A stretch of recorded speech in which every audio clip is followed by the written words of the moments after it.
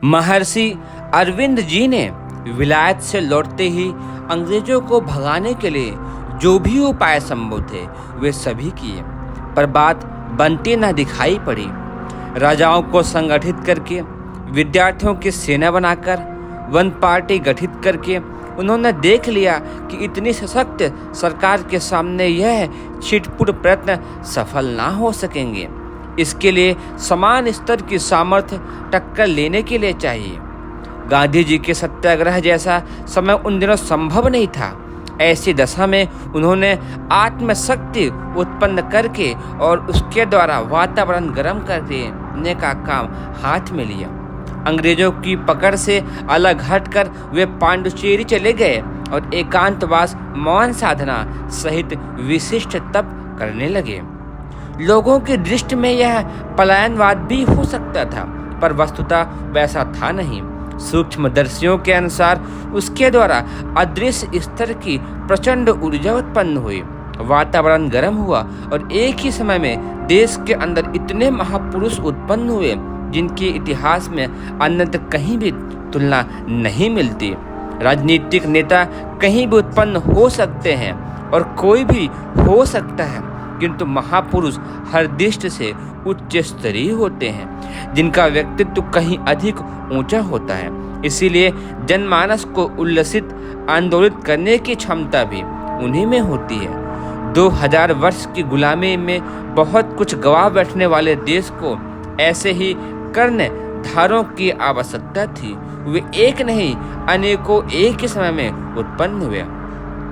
प्रचंड ग्रीष्म में उठते चक्रवातों की तरह अरविंद का वह संकल्प कालांतर में ठीक प्रकार संपन्न हुआ, जिससे वे अन्य उपायों से पूरा कर सकने में समर्थ नहीं हो पा रहे थे।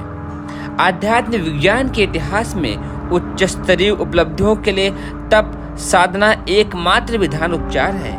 यह सुविधा भरी विलासी रीति नीति अपनाकर संपादित नहीं की जा सकती है। एकाग्रता और एकात्मता संपादित करने के लिए बहुमुखी ब्रह्मचारों में प्रचार प्रयोजन में भी नियत नहीं रहा जा सकता था। उससे शक्तियां बिखरती हैं, फलतः केंद्रीकरण का वह प्रयोजन पूरा नहीं होता है जो सूर्य किरणों को अतिशी शीशे पर केंद्रित करने की तरह अग्नि उत्पादन जैसी प्रसन्नता उत्पन्न कर सकते हैं। भारतीय स्वाधीनता संग्राम के दिनों महर्षि रमन का मौन तप चलता रहा। इसके अतिरिक्त भी हिमालय में अनेक उच्च स्तरीय आत्माओं की विशिष्ट तपश्चर्याएं इसी निमित्त चली।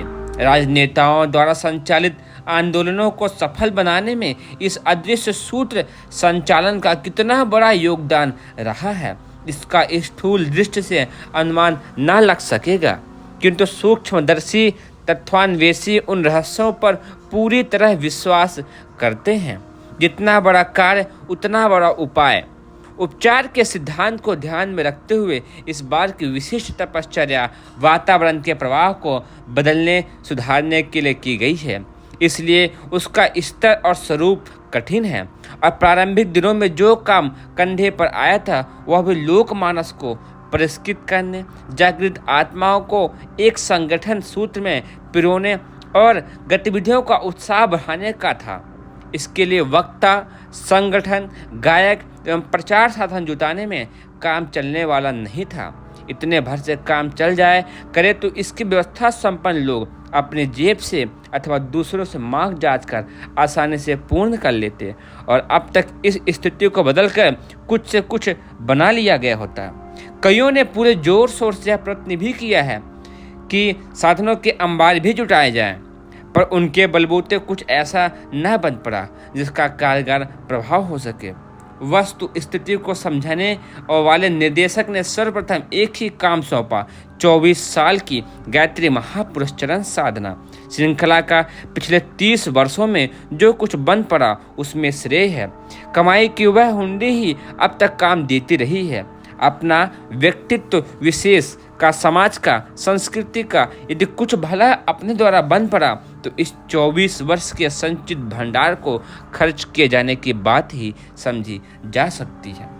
उस समय भी मात्र जनसंख्या ही पूरी नहीं की गई थी, वरन साथ कितने ही अनुबंध, अनुशासन एवं व्रत पालन भी जुड़े हुए थे। जब संख्या तो ज्यों ज्यों त्यों करके कोई भी खाली समय वाला पूरी कर सकता है, पर विलासी एवं अस्त व्यस्त जीवनचर्या अपनाने वाला कोई भी व्यक्ति इतनी भर चिन्ह पूजा से कोई बड़ा काम नहीं कर सकता है। साथ में तपश्चर्या के कठोर विधान भी जुड़े रहने चाहिए, जो स्थूल और सूक्ष्म कारण तीनों ही शरीरों को तपाते और हर दृष्टि से समर्थ बनाते हैं। संचित कसाय कलमश भी आत्मिक प्रगति के मार्ग में बहुत बड़े व्यवधान होते हैं। उसका निवारण एवं निराकरण भी इसी भट्ठी में प्रवेश करने से बन पड़ता है। जमीन में से निकालते समय लोहा मिट्टी मिला कच्चा होता है। अन्य धातु वे ऐसे ही अनगढ़ स्थिति में होती हैं। उन्हें भट्टी में डालकर तपाया और प्रयोग के उपयुक्त बनाया जाता है। इसी तरीके से हमारी तपश्चर्या के मौलिक सिद्धांत हैं संयम और सदुपयोग। इंद्रिय संयम द्वारा पेट ठीक रहने से स्वास्थ्य नहीं बिगड़ता। ब्रह्मचर्य पालन से मनोबल का भंडार चुकने नहीं पाता। अर्थ संयम से नित्य की कमाई से औसत भारतीय स्तर का निर्वाह करना पड़ता है। फलतः न दैत्यता रखती है और न बेईमानी की आवश्यकता ही पड़ती है।